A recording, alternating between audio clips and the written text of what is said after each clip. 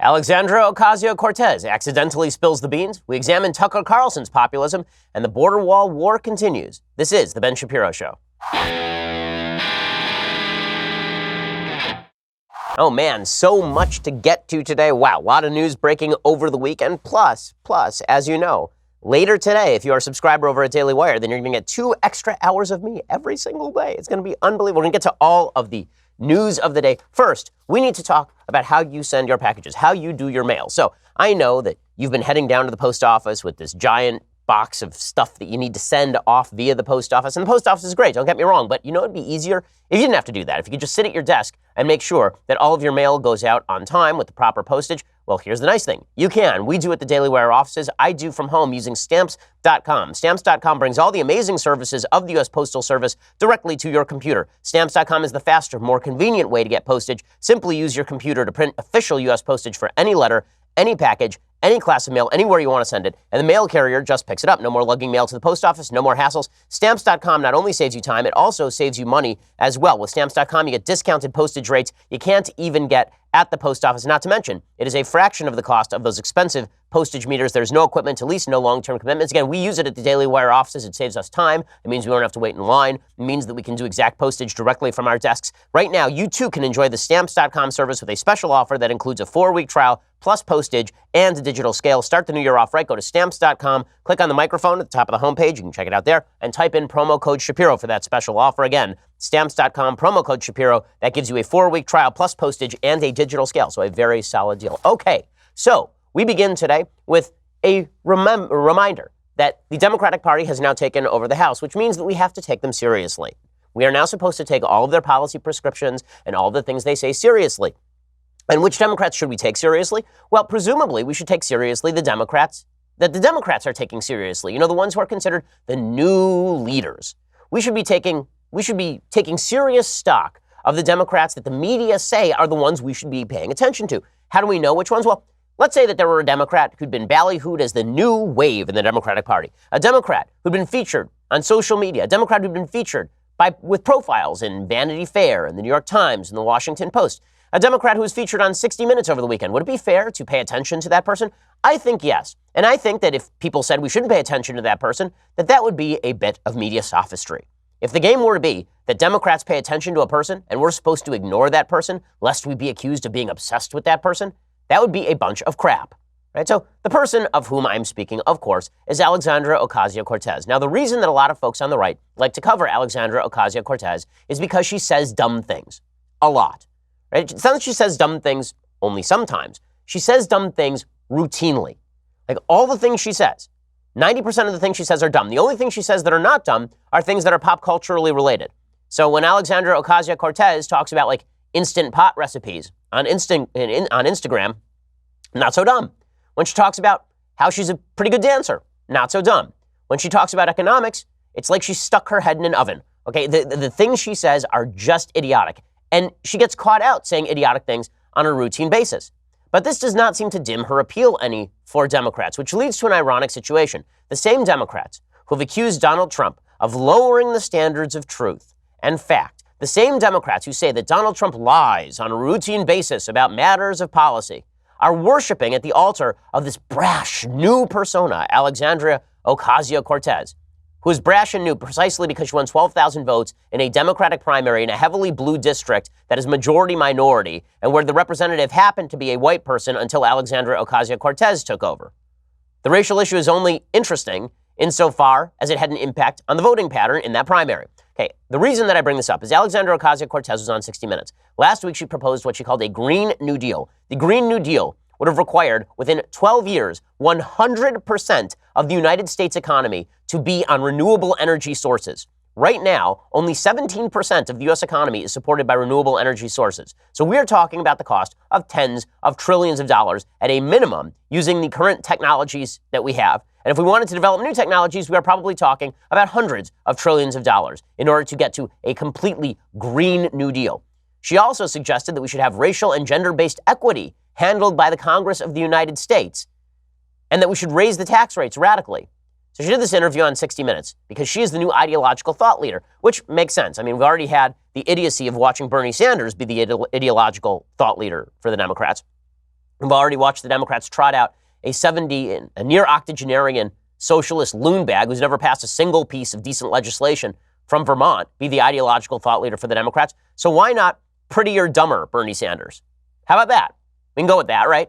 So 60 Minutes brings out Ocasio-Cortez, and she says some things about policy. So she begins by pushing a 70% marginal tax rate. This is her big policy proposal, is that what we should do is we should pay for her Green New Deal, which, as I say, would cost tens of trillions of dollars by, you guessed it, taxing rich people more. You have a progressive tax rate system. Your tax rate, let's say from $0 to $75,000 may be 10% or 15%, et cetera.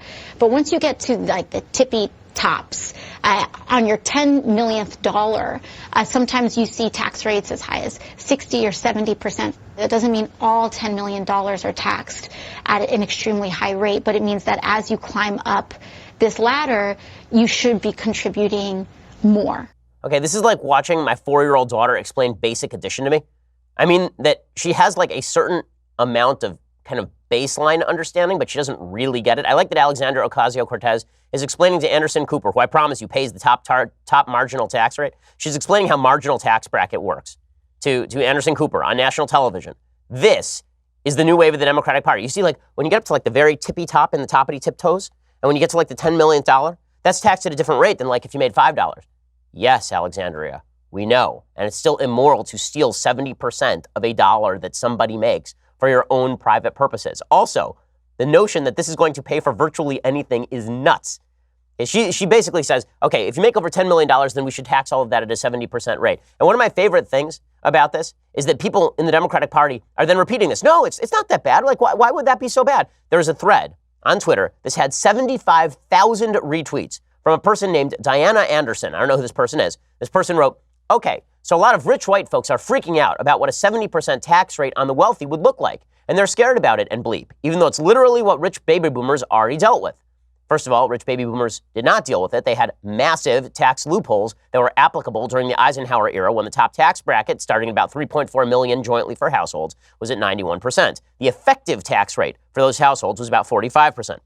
Here's what this person says, though. They say, post-World War II, the tax rate peaked at 94% on annual income over $200,000. This is post-World War II, you will remember, when we were still paying off, a massive military spend.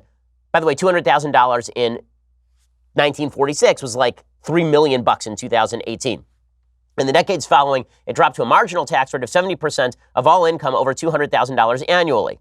Yes, and if you'll recall, the 1970s sucked economically before Ronald Reagan massively cut the top marginal tax rate. And this person says, let's take an example of what would happen if we had a 70% income tax rate for people making above $10 million. So let's say you're Dwayne "The Rock" Johnson. You made $65 million last year in 1 year. So that $10 million cutoff is going to hit you. 70% off everything above $10 million. That leaves you with $16.5 million. Wow, that's a big hit, you think. On paper, yeah, that's a lot of money to just give up in taxes. No, not on paper. In reality, giving up $45 million is a lot of money to give up.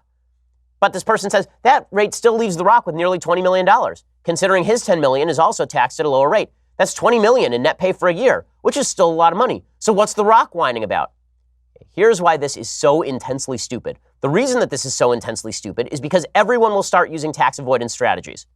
How do I know this? Because France tried to do exactly this. Okay, a few years back, let's go back in the Wayback Machine to like 2017, like 2 years ago. The Prime Minister of France was a guy named Edouard Philippe.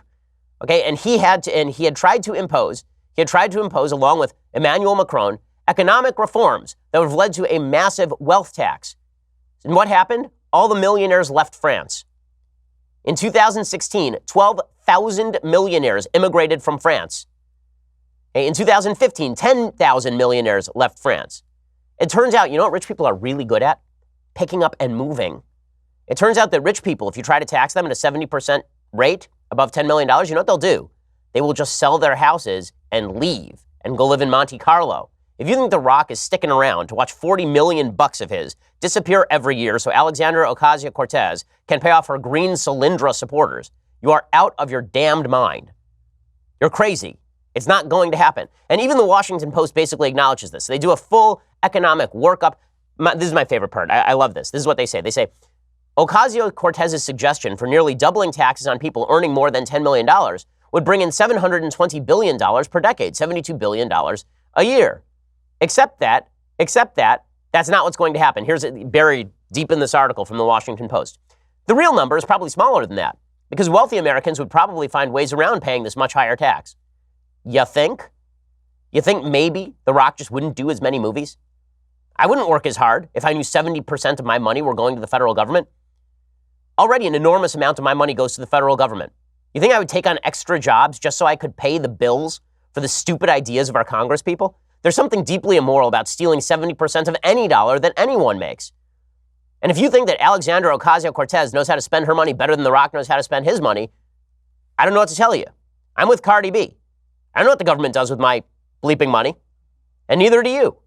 And the fact that the federal government is now trying to seize that money and people are cheering this on is nuts. So this is the new Democratic push, is that they are going to massively raise taxes. Yeah, go with that. I also love the baseline lie that is being told here, which is that if you raise the top marginal tax bracket 70%, that's going to pay for everything. You crazy? It ain't. And people in Denmark are paying 60% of their income off the top in income tax if you make above $60,000 a year. You want to pay for Bernie Sanders-like programs, you can have Bernie Sanders-like taxes. And those Bernie Sanders-like taxes do not look like a top marginal tax bracket increase. They look like a massive middle-class and lower-class tax increase because you must expand the tax base. If you do not expand the tax base, you're not going to take in more income. But that wasn't the dumbest thing Ocasio-Cortez said. She really spilled the beans here, and I'll explain in just 1 second. First, let's talk about how you can make your business better. So how can you make your business better? Well, you probably have a couple of employees who are, low down on the ladder, and maybe you need somebody better, but you're not sure how to find them. Or maybe you don't need to kick anybody out. Maybe you just need better employees. You're expanding because the economy's been good. Well, ZipRecruiter is the way for you to get the best employees. Go to ZipRecruiter.com/dailywire to hire the right people. Unlike other job sites, ZipRecruiter finds qualified candidates for you. It has powerful matching technology. They scan thousands of resumes to identify people with the right skills, education, and experience, and then actively invite them to apply to your job so you get qualified candidates fast. That's why ZipRecruiter is rated #1 by employers in the United States. That rating comes from hiring sites on Trustpilot with over 1,000 reviews. Right now, my listeners can get ZipRecruiter for free at ZipRecruiter.com/dailywire. The process is really easy. The website is super usable. And again, it helps you file out all of the bad resumes so that you're only looking at the good ones. If you love the show, show your support for the show and ZipRecruiter by going to ZipRecruiter.com/dailywire, DAILYWIRE. That's ZipRecruiter.com/dailywire. ZipRecruiter is indeed the smartest way to hire, which is why we use it at Daily Wire. Go check it out, ZipRecruiter.com/dailywire. All right, so that was not the dumbest thing Ocasio-Cortez had to say, but we're not supposed to talk about the dumb thing she says again because she's good at Instagram and she dances sometimes. Ooh, hoo, hoo, hoo, hoo. So we can't talk about that stuff. Let's talk instead about how charming she is.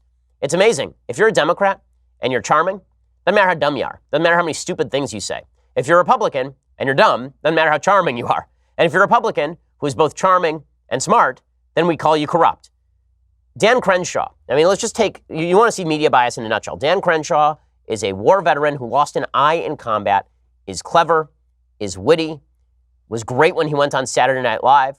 Has he received 1/100th of the media attention that this 29-year-old former bartender socialist from New York is receiving? Like 1 iota?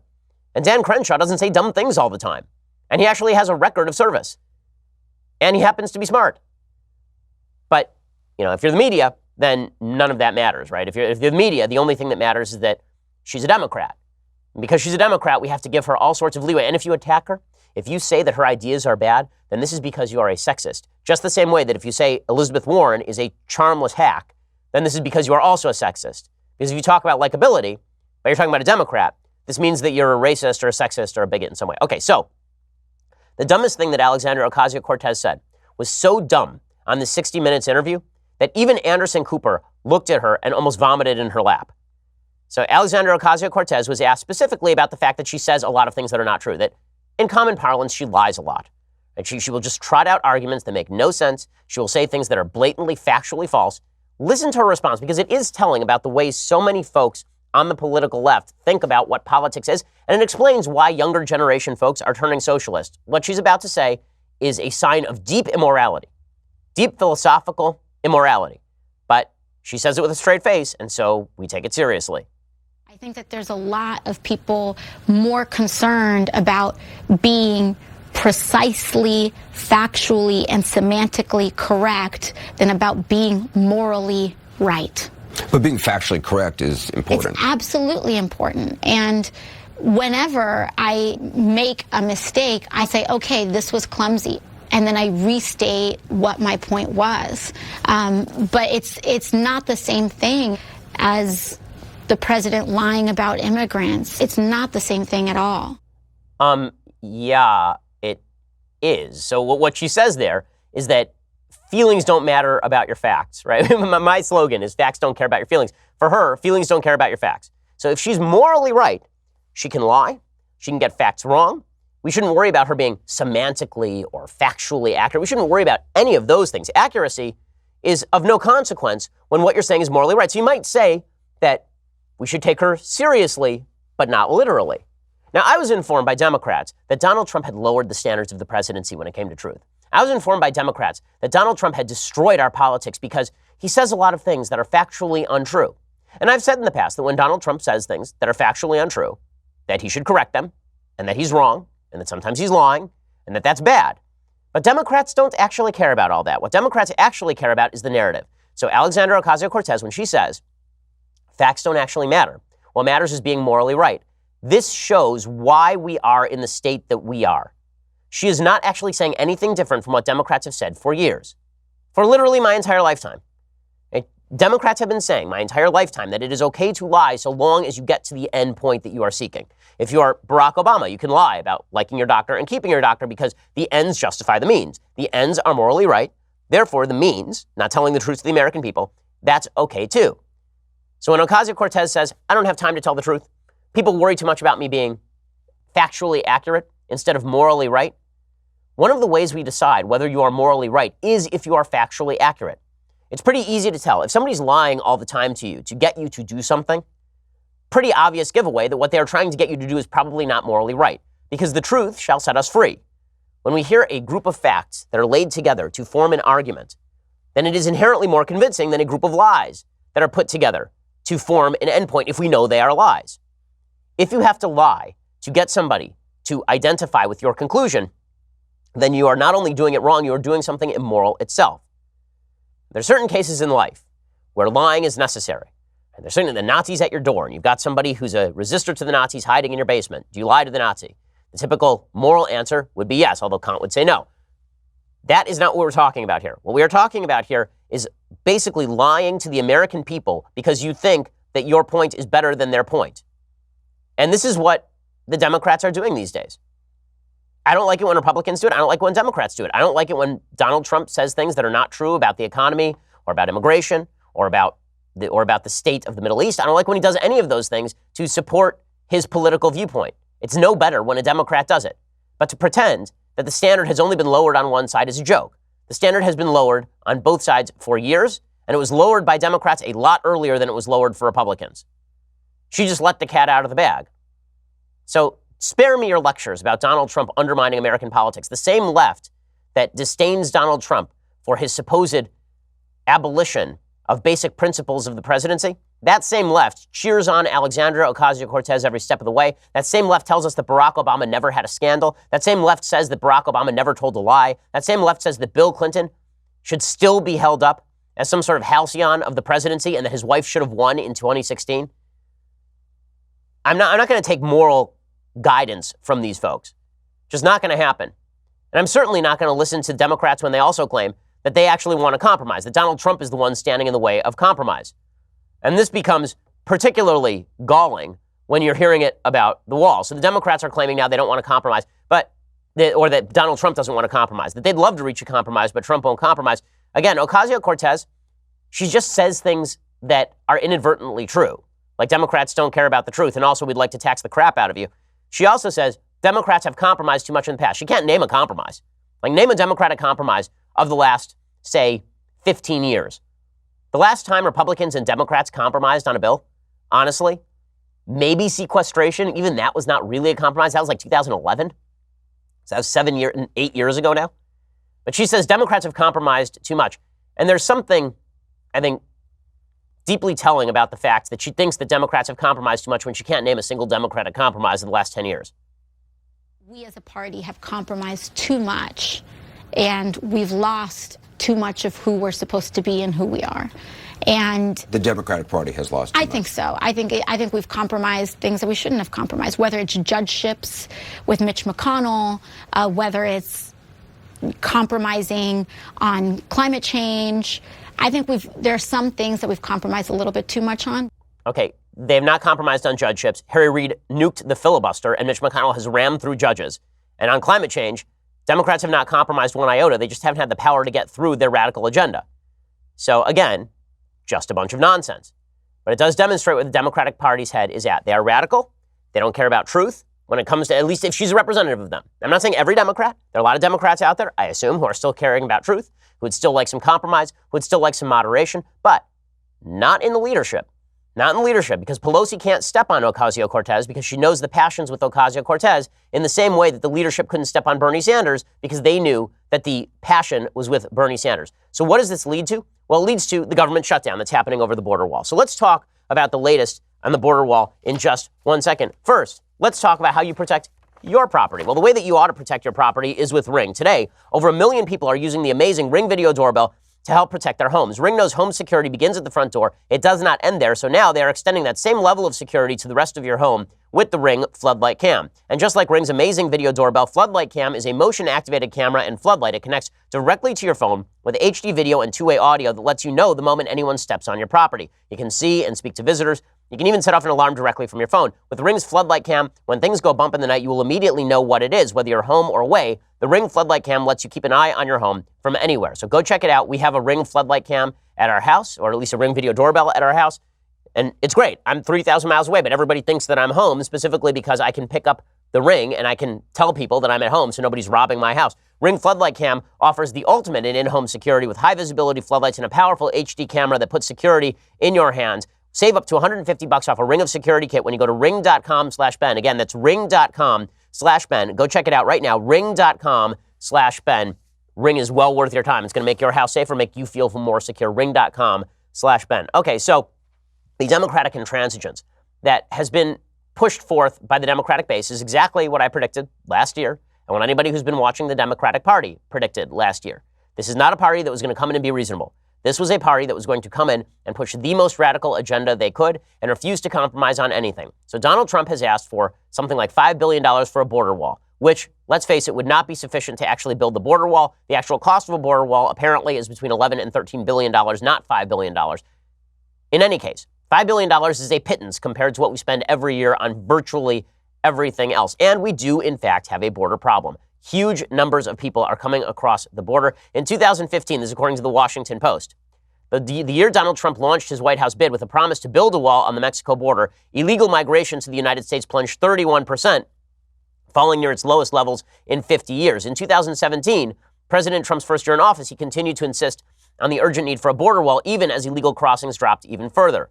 With parts of the federal government shut down over what has morphed into a defining symbol of Trump's presidency, administration officials are clamoring louder than ever. Only this time, they face a bona fide emergency on the border. This is according to the Washington Post. Okay, not the Washington Times, the Washington Post.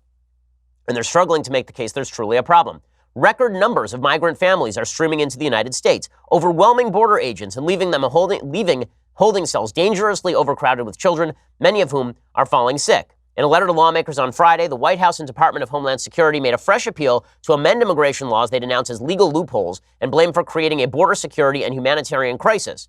But this is not going to happen so long as Nancy Pelosi and the Democrats refuse to compromise. Now, that humanitarian crisis is not being created only by the lack of a border wall. It's also being created by our immigration procedures, which require us to arrest people, and then people have to go to an immigration court. And while they're not in an immigration court, we either have to imprison them or let them go, which would be catch and release.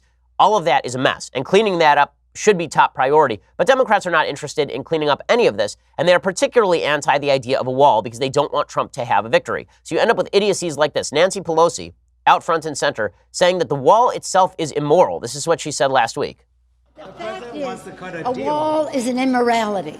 It's not who we are as a nation. And this is not a wall between Mexico and the United States that the president is creating here. It's a wall between reality and his constituents. his supporters. What the hell does that mean? A wall between reality and his supporters? How? How?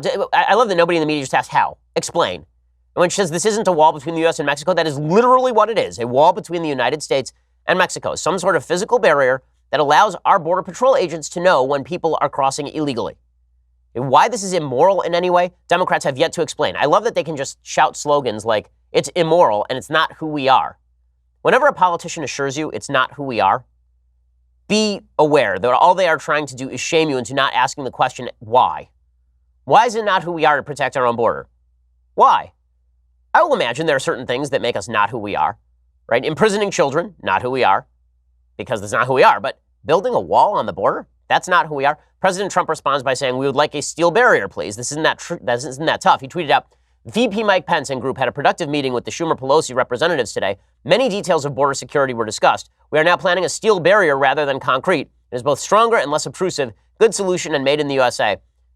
I don't know why Trump thinks this comes across like a compromise. Obviously, it does not come across as a compromise. Nonetheless, he is trotting out members of his administration to claim that it is. Mick Mulvaney, who is his new chief of staff, was on Meet the Press, and he said that President Trump is compromising by shifting from a wall to a fence, which is not actually a compromise, but here he is. The fences that we have built on the southern border, the ones that were already there under Republican leadership, Democrat leadership, they're in San Diego, they're in El Paso, more than 90% effective in preventing criminal immigration. We need more of that. Do we need it from coast to coast, 2,000 miles all the way across? No, and the president has admitted as such. There are places in the middle of nowhere where technology will be better. But a barrier, call it a wall, call it a fence. The president actually said he didn't care what you call it. He even offered to let the Democrats help him design something.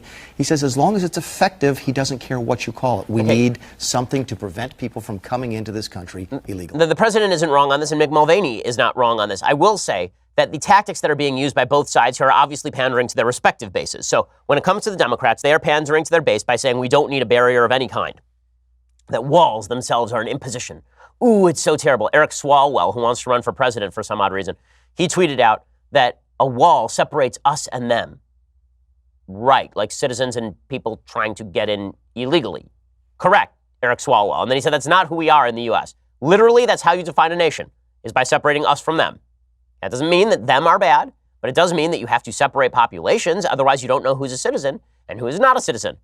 So Democrats are pandering to their most radical base. And then President Trump is pandering to his base in the sense that he should have done this immediately upon entering office. He had a Republican Congress, he had a Republican Senate. Holding his own Senate's feet to the fire would have been a better move than trying to hold Nancy Pelosi's feet to the fire. Now President Trump is supposedly considering using emergency powers to build the wall. According to CNN on Friday, President Trump said he was considering using emergency powers, which would allow him to use military funding to build a wall on the U.S.-Mexico border. He said, I can do it if I want. He said, we can call a national emergency because of the security. I haven't done it. I may do it, but we can call a national emergency and build it very quickly. So presumably, he would be talking about invoking two separate laws. One is 10 U.S. Code Section 284, support for counter-drug activities and activities to counter transnational organized crime. That provision says that the Secretary of Defense may provide support for the counter-drug activities or activities to counter transnational organized crime of any department or agency of the federal government if such support is requested by the official responsible for the counter-drug activities or by the appropriate state officials. And this could amount to the maintenance and repair of equipment that has been used to stop such drug-related activity. So it's never been invoked in this way, that you have somebody on the border and then they say to the president, we need border wall, please misdirect funding from other Department of Defense priorities to the wall because of counter-drug activity.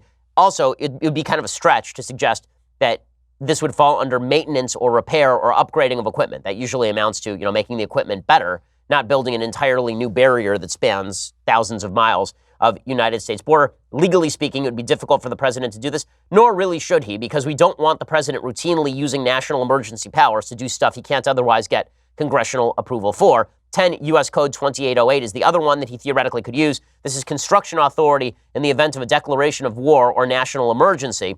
This is what he's talking about with a national emergency.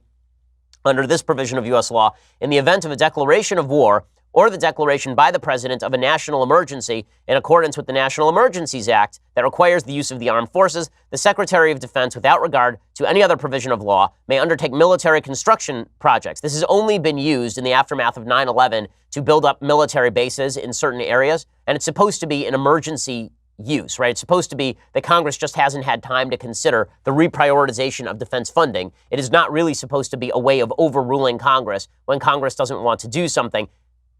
Listen, again, I'm in favor of the wall. I'm in favor of Trump putting pressure on Congress over the wall. I'm in favor of Trump saying that he's happy to shut down the government. I don't really care about any of that. What I do care about is you don't get to expand the national emergency powers of the executive branch without understanding that Democrats will do exactly the same thing the other way.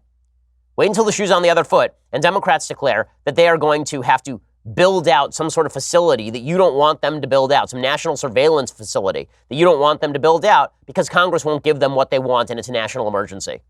Wait until they do that. Expanding the powers of the presidency is never a good idea, even when you think that the president is somebody of your party who's doing something that you like. This would be struck down in court, and it should be struck down in court. Now, in just a second, I want to talk about an ideological rift that's broken out inside the Republican Party that I think is really deeply, deeply important. It's because of a monologue Tucker Carlson gave that brings it up. I want to get to this. I really think it may be the most important thing that we talk about today. But first, let's talk about your investment strategy. So you don't know all that much about investment, right? I mean, you're kind of a newbie to the market, and you've never really tried investing before. Well, the best way to try investing is to start investing, and the best way to start investing is by using the Robinhood app. Why? Because Robinhood is an investing app that lets you buy and sell stocks, ETFs, options, and cryptos, all commission-free. Folks in my office are using Robinhood all the time. They've shown me the app. It is clear, it is beautiful, it is easy to use. You can make a trade with like 3 clicks, and they have a no commission fee structure, which means that while other brokerages charge up to $10 for every trade, which could be cutting out your entire profit margin, depending on how much you're trading, Robinhood doesn't charge commission fees. You trade stocks and you keep all your profits. They have easy to understand charts, market data. You place a trade in just 4 taps on your smartphone. Their Robinhood web platform also lets you view stock collections, like 100 most popular, entertainment, social media, and you can learn how to invest as you build your portfolio. Discover new stocks, track your favorite companies. Robinhood is giving my listeners a free stock like Apple, Ford, or Sprint to help build your portfolio today. Sign up at shapiro.robinhood.com. That's shapiro.robinhood.com. Again, I've looked at the app. It is beautifully designed. I mean, really clear, really easy. And folks in my office are using it to learn how to trade. Shapiro.robinhood.com. Go check it out right now, shapiro.robinhood.com, and get that special deal of free stock like Apple, Ford, or Sprint to help build your portfolio. Okay, I want to get to what I think is actually the most important section of today's show, which is Tucker Carlson's take on populism and the debate that's now broken out on the right over the role of government in American life and in the economy. But first, you're going to have to go over to dailywire.com and subscribe. So, today, it begins. Starting today, the Ben Shapiro Show is rolling out 2 more hours of me.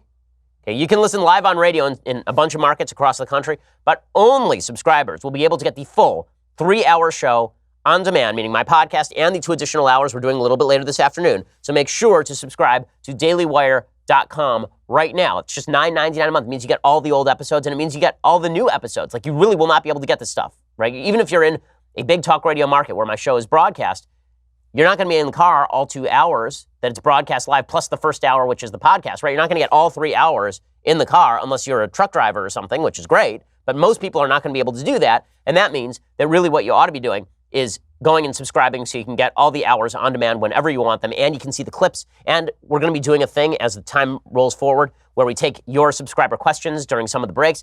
It's going to be a blast, and we have all sorts of new goodies coming up for you this year. That's $9.99 a month. I mean, we are slaving out here for you people. All you have to do is subscribe. Go check it out. I mean, Senya is getting up at like 4 o'clock in the morning, my producer, to make sure that you have the content that you need.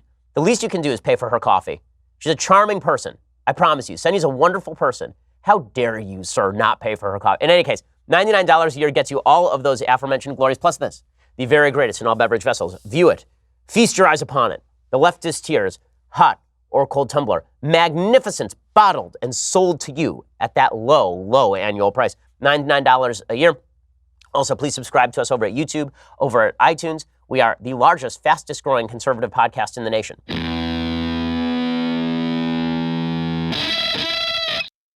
So one of the things I love talking about on the show is obviously conservative philosophy and ideology. You know, the things that are really important that we like to discuss. Because while the left is a real threat, there is also a serious debate that is broken out inside the right over the role of the free market. Now, I know that a lot of folks who are kind of older conservatives, Reagan conservatives, they're not necessarily aware that this debate has broken out because it's been glossed over by a lot of politicians. A lot of politicians say things like, I love the free market, but, well, once you add that but to the end of I love the free market, what you're really talking about is government interventionism in the market. The person who made, I think, the best case for such interventionism made that case last week. He gave a monologue on his Fox News show, Tucker Carlson. It was about a 15-minute monologue regarding the future of economics and politics in the United States. Now, I've interviewed Tucker Carlson. We did a Sunday special on my podcast with Tucker where we discussed a lot of these issues. I really think that Tucker is wrong on a lot of this, but I think that the economic populism he's espousing is becoming increasingly popular in a Republican Party that has forgotten a lot of its free market capitalistic roots and is ignoring the benefits of the free market in favor of government interventionism. I think they are looking for fixes in the wrong places. I think what ails America right now is a crisis of soul. What ails America right now is a hole in the American heart, a hole that used to be filled by community and social fabric and religion, and that has fallen apart, and now people are seeking to fill that hole with economic solutions, in the same way that some folks on the left seek to fill that hole in the American heart with economic solutions. They attribute the problems in America to bad policy. And there's truth to the idea that the American government has pursued bad policy, but I would say that bad policy is largely welfare-based. Tucker and a lot of members of the Republican Party are now claiming that the bad policy is trade-based, for example, that we need tariffs, or that it is a failure of redistributionism, that we need higher taxes. These are cases being made by actual populists inside the Republican coalition. So I think the strongest possible case for this was made by Tucker over the last week. And he basically argues that the social breakdown that we are seeing is a result of government non-interventionism. We actually need more government in our lives. So here's how Tucker led off his monologue. What kind of country will it be then? How do we want our grandchildren to live? Those are the only questions that matter. The answer to them used to be obvious. The overriding goal for America is more prosperity, meaning cheaper consumer goods. But is that still true? Does anyone still believe that cheaper iPhones or more Amazon deliveries of plastic garbage from China are going to make us happy? They haven't so far. A lot of Americans are drowning in stuff, and yet drug addiction and suicide are depopulating large parts of the country. Anyone who thinks the health of a nation can be summed up in GDP is an idiot. Okay, the health of a nation cannot be summed up in GDP. I don't know a single Republican conservative who believes that the health of a nation overall can be summed up in GDP. And I have decried the breakdown of our social fabric in a time when we are freer and more prosperous than we have ever been. Right? That breakdown, though, is not attributable to economics. And here's where Tucker goes wrong. Okay, so what Tucker says is our GDP has gone up, and yet our life expectancy in the last couple of years has gone down. Obviously, that's an economic problem. I would say no. What we've seen over the past 2 centuries is a massive rise in life expectancy, a massive decline in child mortality. Our children are alive and our parents are alive because of the rise of free markets and capitalism and innovation and entrepreneurship, low taxes, less government regulation. All of that has led to the prosperity we enjoy. If we are blowing that, that is our own fault. That doesn't have to do with our capacity to get those cheap products. You know, he can decry cheap products from Amazon as much as he wants, but you have a nicer phone, you have a nicer car, you have a nicer house, you have a nicer table, you have a nicer microwave, you have a nicer refrigerator, you have all those things because of the free market. Now, nobody said that that stuff was going to make you happy. But to conflate the two problems as though the nicer refrigerator is what has made you unhappy is a huge mistake. And it's a mistake made by people who are on the left and also on the right. So what I would say is, yes, all this stuff has made us more prosperous. It hasn't necessarily made us more happy. I don't know a single religious person who's ever made an opposite contention, by the way. Moses says this. Jesus says this. Every major prophet of the Old Testament says this, that stuff isn't going to make you happy. The Beatles said it, right? The stuff ain't going to make you happy. But Tucker seems to think that if you redistribute the stuff, then that may make you more happy. So Tucker goes on and he says that what we really need is an economy that is structured for us, the people. Now, this sounds a lot more like Bernie Sanders than it does like Ronald Reagan. And this is happening inside the Republican Party. So here is what Tucker had to say. The goal for America is both simpler and more elusive than mere prosperity. It's happiness. There are a lot of ingredients in being happy. Dignity, purpose, self-control, independence, above all, deep relationships with other people. Those are the things that you want for your children. They're what our leaders should want for us and would want if they cared. So I agree that our leaders don't want enough social fabric for us. But again, this is not an economic problem. And when Tucker says this is an economic problem, he's got a problem himself. Like when he says that the goal in America is happiness, no, the goal in America is pursuit of happiness. If you fail to pursue happiness properly, that is your fault. Freedom is about getting everyone out of the way. And then it's your job to pursue happiness, which the founders saw as an actual goal. Happiness was not just like what you want to do today. Happiness was pursuing virtue in accordance with reason. That's what happiness was to the founders. And so the idea was government was going to get in your way, get government out of your way, and now it's your job to pursue happiness. And a free economy allows you to alienate your labor and to act like a free person in doing so. Right? All of that is good and necessary and vital. But the economy and your spiritual existence are two different things. So in a second, I want to get to more from Tucker on this, because I think that he's not wrong when he points out that we have a soul problem in the United States. He's wrong when he says we can fill that soul problem with an economics solution. Or when he says that we want dignity and purpose and self-control and independence for our children, that's true, but that's not a problem that can be solved by simply slapping a tariff on China.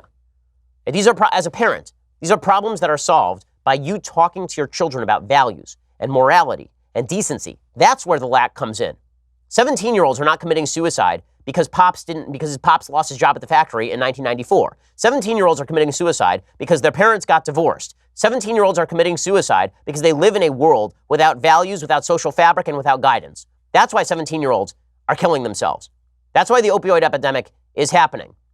It's happening because, yes, there were markets created for addictive substances, and that's a place where we can talk about how the market has failed.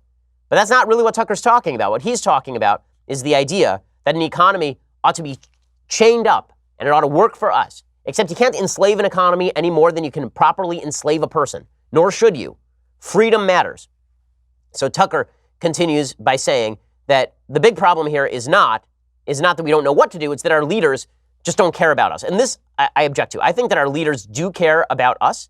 I just think they suck at their jobs. I think they care about pandering to us for votes. I think maybe what we ought to have is a leadership class that is more concerned with doing right than is concerned with pleasing its own population. Now, Edmund Burke talked about this a lot, the British statesman. He suggested that being a representative of your public didn't just mean channeling what your public wants at any given moment. It also meant sometimes standing up to that public and saying that what's best for them is not necessarily what they think it is. Maybe what's best for them is freedom. Being an elitist, it's so funny. Tucker rails against the elites. I rail against elitists. I think people who think they can control your life are the people who are wrong. Tucker seems to think that the people who control your life ought to simply take control of the ring that is the government, like the J.R.R. Tolkien ring that is the government, and use it on behalf of you. My view is that that is an elitist point of view. Nobody should control that ring because that ring does not belong to anyone. Right? The market is something we hold in common. Our society is something we hold in common. You don't get to seize the power from that society and then administer it top down for the benefit of any particular group, no matter how much that group happens to be suffering. Okay, so here's Tucker, though, making this case. But our leaders don't care. We are ruled by mercenaries who feel no long-term obligation to the people they rule. One of the biggest lies our leaders tell us is that you can separate economics from everything else that matters. Economics is a topic for public debate. Family and faith and culture, meanwhile, those are personal matters. Both parties believe this. That is not true at all. Okay, the Democratic Party does not actually believe that economics is a topic for public debate, but family, faith, and culture are personal matters. That's nonsense. He called the Democratic Party in this monologue functionally libertarian. How disconnected do you have to be to believe that the Democratic Party is functionally libertarian? They want to control every aspect of your life, but they are functionally libertarian. It's because Tucker and a lot of populists are trying to create a third wave, right? A new wave of people who are not Republicans and not Democrats. They're populists. Except it turns out that both, if there is some sort of consensus, it is from the Democratic Party and the Republican Party that they ought to control too much of your life. Not that they agree that we shouldn't control any of your life, but that they ought to control too much of your life and restructure the economy to their liking, right? Tucker makes the case that social conservatives have blown it. Why? Because he says that market forces have destroyed the family. Right, so again, this is Tucker railing against the free market. This is happening inside the conservative movement. Now, I like and respect Tucker a lot. I think Tucker's a smart guy. I think he's really talented. But I think that this is dangerous stuff from a conservative point of view. Right? Tucker suggests that families are being crushed by market forces. So here's what he has to say. The idea that families are being crushed by market forces never seems to occur to them. They refuse to consider it. Questioning markets feels like apostasy. Both sides in this miss the obvious point. Culture and economics are inseparably intertwined. Certain economic systems allow families to thrive. You know which economic systems allow families to thrive? The same economic systems that allow individuals to thrive. Free markets allow families to thrive. Socialist countries do not have solid families. Communist countries do not have solid families. When the government becomes your family falls apart. If you believe that capitalism has undermined the free market, it has undermined the family, what I would suggest is that cultural forces have undermined the family at the same time that capitalism has eliminated poverty globally. Again, that's our fault. Cultural forces and economic forces may be intertwined, but not so much so that that added prosperity means that families are falling apart. So how exactly does Tucker make that case? So I would make the case that the economic forces that have led to the decline of families now largely lie in the welfare state. So the welfare state that has convinced people that they don't need to stay with their partner when raising a child, right? That has destroyed the family. And you can see the statistics. In 1960, basically the white illegitimacy rate, to make this a non-racial issue, the white illegitimacy rate was near zero. Today it's 36%. And that doesn't happen because of simple freedom in the free market. That happens because people have been incentivized not to stick around with their kids and with their wives. And women have been incentivized not to stick around with their husbands. But Tucker basically proclaims that the free markets have led to the decline of family. He says that male wages declined because manufacturing has declined. First of all, it's not factually true. Manufacturing has not disappeared. It's remarkably stable. The rest of our economy has grown.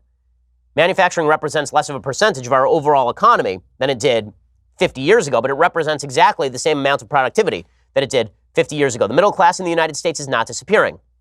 And then he suggests that women are making too much money, and that's why they're not getting married, which again is contrary to what's actually happening. The women who are not getting married are not women making $100,000 a year and then having a baby out of wedlock. Right? The women who are not getting married are the women who are making $20,000 a year and don't have a marriageable husband and are getting knocked up. That's where single motherhood is coming from. Now, the real problem that I have, where it finally comes down, is that Tucker basically suggests that we have a rich class in the United States of elites who are not helping out the poor class in the United States enough, and they ought to be doing so with money. My contention is that this is not a money problem. This is not a money problem. There are plenty of market failures. There are plenty of problems with the market, and we can talk about those. But to pretend that market capitalism, he says, market capitalism is a tool like a staple gun or a toaster. No, market capitalism is a representation of our deepest values, a value that suggests that we are free individuals with the capacity to alienate our own labor, to contract with each other, to make deals with each other, to make free choices in our own life. Market capitalism is not one choice among many. It is the only free choice in a land of tyranny. Market capitalism isn't the problem here. The problem is a problem of the human soul and the breakdown of the social institutions that inculcated virtue, and that virtue was necessary to upholding a stable free market in which people could live together in peace and solidarity. Okay, with all that said, time for some things that I like and then some things that I hate. So, things that I like today. So over the weekend, I went and I saw Aquaman. Now, I know everyone thinks I'm a DC partisan because I am a DC partisan, but hey, I'll say it. I thought Justice League was abysmal, right? I said it at the time. I thought Justice League stunk. And when I saw the preview for Aquaman, I didn't know what to think. It looked kind of cheesy. And it is. And it's great. Okay, Aquaman, first of all, the special effects are better than anything you've seen in a Marvel movie in the recent past at all. The special effects in this movie are actually first rate. There are a couple of scenes that just look great. And Jason Momoa, who plays Aquaman, it's not that he's a great actor, but he plays Jason Momoa. And it turns out Jason Momoa is really good at playing Jason Momoa. Aquaman is basically a dude bro. And it's kind of great. It's kind of fun. And so here's a little bit of the preview, which doesn't do justice to the actual movie, which is raking in the money, as well it should, because it's a pretty good movie. And it's certainly a lot of fun to watch and look at. Here's a little bit of the preview. My father was a lighthouse keeper. My mother was a queen. But life has a way of bringing people together. We could unite our worlds one day. Check it out. Arthur is talking to the fish.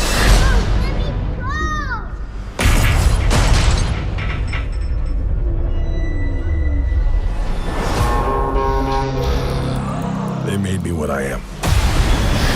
Okay, so it's kind of great, and Jason Momoa is kind of great, and there are some really terrific action set pieces. What's amazing about the DC universe is that they really blew it in how they rolled this thing out. So they rolled out Man of Steel, which is the Superman movie, and then they did not do a standalone Batman movie, and then they did not do a standalone Wonder Woman movie, and then they did not do a standalone Aquaman or Cyborg movie. Instead, they rolled out Justice League, right? They did Man of Steel, and then they did Batman v Superman, and then they did Justice League, like all of these right back to back.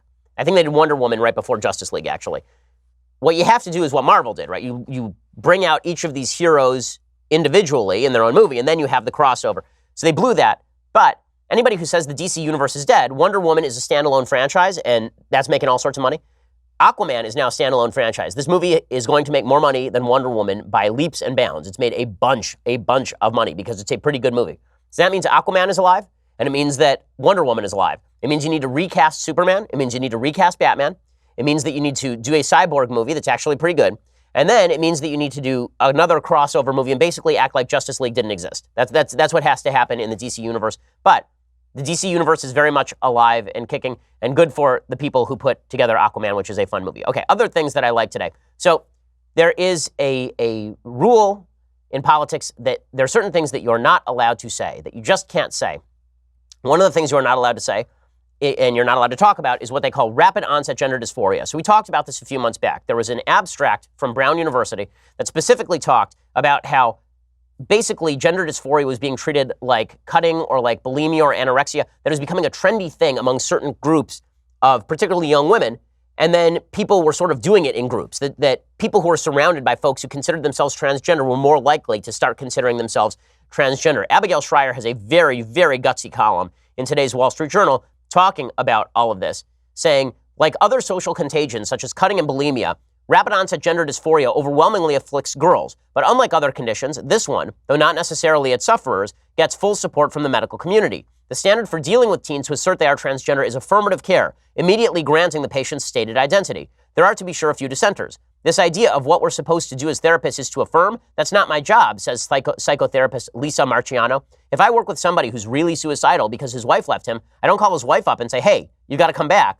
We don't treat suicide by giving people exactly what they want, but giving in to patients' demands is exactly what most medical professionals do when faced with ROGD. Like fashionable and tragic misdiagnoses of the past, this one comes with irreversible physical trauma. Okay, and this column is a gutsy column talking about something you're not supposed to talk about, which is the fact that rapid onset gender dysphoria is a thing, that it is not a reflection of a deep-seated biological need to change your gender, that the treatment for it is not always effective, and that maybe we ought to consider more seriously before we go along with it's time to mutilate your body because you said 6 months ago and discovered 6 months ago that you're a member of the opposite gender because you went to a gender studies course at Brown. Right, it's a pretty gutsy column. You should go check it out in today's Wall Street Journal. Okay, time for a couple of quick things that I hate. So the Golden Globes were last night. They were predictably terrible. The Golden Globes, I don't even know why anyone pays attention to them. It's the Hollywood Foreign Press Association, which is like 7 guys who are really old from places we don't care about. And they gave the top musical or drama award, or musical or comedy award to the Queen movie, which apparently to Bohemian Rhapsody, which apparently wasn't even very good. And then they gave the best drama award to, I believe, Green Book, correct? Which is from by all accounts rather mediocre. Like it's okay, but it's nothing special. Not a shock there. Also not a shock when a bunch of people got up and made leftist messaging points because this is what we do now. So here is Christian Bale. Christian Bale won a Best Actor in a Comedy award for Vice because we have to give lots of awards to a movie that no one has ever seen or will see. Vice, a movie about Dick Cheney, apparently scrawled in crayon by Adam McKay. Christian Bale gets up and credits Satan for his inspiration in playing Dick Cheney. He should know since he allegedly had a physical altercation with his own mother and was screaming at the light people famously on set. Christian Bale, famous crazy person, talking about how Satan was his inspiration for Dick Cheney. Thank you to that geezer over there, Adam. He said, I've got to find somebody who can be absolutely charisma-free and reviled by everybody, so he went, that's got to be Bale. What do you think? Mitch McConnell next? That could be good, couldn't it? Thank you to Satan for giving me inspiration on how to play this role. Okay, so he's the second prominent leftist after Saul Alinsky to thank Satan for his inspiration. But it is amazing how everybody claps and cheers in Hollywood for all this sort of stuff. Do you think anybody in Hollywood would ever have the balls to do a movie like this about Hillary Clinton, who actually is extraordinarily parodical? Like you could just do a parody of her full time? Of course not. The best part of this Golden Globes, by the way, was the opening monologue where Andy Samberg, along with Sandra Oh, is that who that is? So the two of them did a monologue in which they made no jokes because this is what they've been relegated to. What's funny about this is that everybody gets the joke, but nobody's willing to say that the joke is that everyone in Hollywood is a nasty, nasty, horrible human being who will destroy somebody's career on a whim. Here is the opening monologue where they deliberately make no jokes without mentioning that the real reason they're making no jokes is because everyone is scared crapless in Hollywood of having their carear destroyed like Kevin Hart has had his career destroyed. We are going to have some fun, give out some awards, and one lucky audience member will host the Oscars. Now, some of you may be wondering why the two of us are hosting together. And the reason is we're the only two people left in Hollywood who haven't gotten in trouble for saying something offensive. Oh, Sandra, that reminds me. You know what race of people really gets under my skin? Andy? The Hollywood half marathon.